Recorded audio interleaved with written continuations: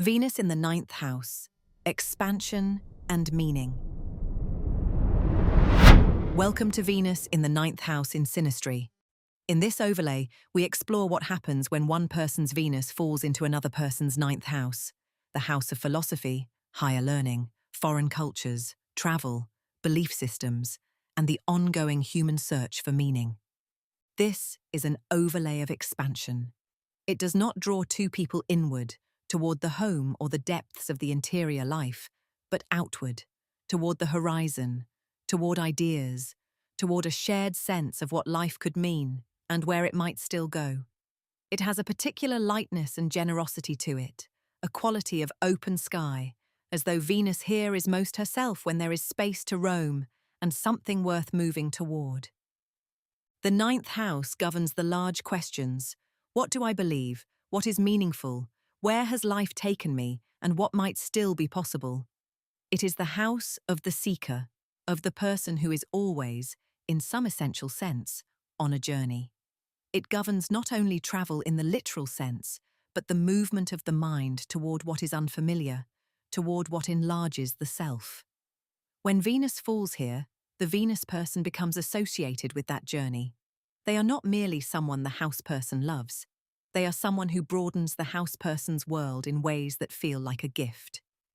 From the Venus person's perspective, the house person's mind is appealing in its scope and its seriousness. The Venus person may be drawn to the house person's philosophical depth, their relationship with culture or travel or spirituality, their capacity to hold large questions with genuine curiosity rather than the need for quick resolution. There is a sense that the house person is interesting in a way that extends far beyond the immediate and the personal, that there is always more to discover. From the house person's perspective, the Venus person opens doors. Through them, their perspectives, their background, their particular way of moving through the world, the house person encounters something they had not previously considered. This might take the form of exposure to a different culture, a new philosophical framework, a spiritual practice, or simply a way of understanding life that meaningfully shifts the house person's own orientation. The Venus person makes the world feel larger, and they do it with grace. At its warmest, this overlay creates a relationship of shared enthusiasm for life itself. Both people feel genuinely inspired by one another. Conversations move into territory that matters, not only the logistics of daily life or the details of personal history, but ideas, visions, experiences, the texture of what it means to be alive and searching. There is often a love of traveling together, or of learning together, or of gradually building a shared philosophy that feels authentically theirs rather than inherited or imposed. This overlay also supports a quality of freedom within the relationship that is both its particular strength and, at times, its particular challenge. The ninth house does not want to be confined, and Venus here tends to instinctively understand that. There is a natural impulse toward giving each other room to explore, to grow, to remain individuals within the partnership. The relationship tends to breathe more easily than in overlays governed by proximity and deep attachment. It has air in it. For the right two people, that air is precisely what makes the connection sustaining rather than suffocating. Traditional astrology offers a useful frame for understanding the particular character of Venus here. The ninth house is a cadent house, one of the houses that sit at the end of a quadrant, associated in Hellenistic tradition with withdrawal from worldly affairs and inclination toward contemplation. Cadent houses were considered less powerful than angular or succedent houses for practical matters, but they were associated with the life of the mind, with philosophy, foreign travel, and the teachings of those far removed from one's native context. Venus, placed in the ninth by another person's chart, does not lose her benefic quality, but she operates in territory that is fundamentally intellectual and expansive rather than domestic and personal. Traditional practice would note that Venus in a cadent house tends to express her gifts through ideas, culture, and meaning, rather than through direct relational warmth or material comfort. She is at her most inspiring here, and perhaps least at her most intimate. Jupiter, the natural ruler of the ninth house, shares something of Venus's benefic quality, both planets inclined toward abundance, generosity, and optimism. This creates a certain resonance between Venus and the ninth house terrain that is relatively harmonious. But Jupiter also governs excess, overreach, and the tendency to prioritize the ideal over the actual.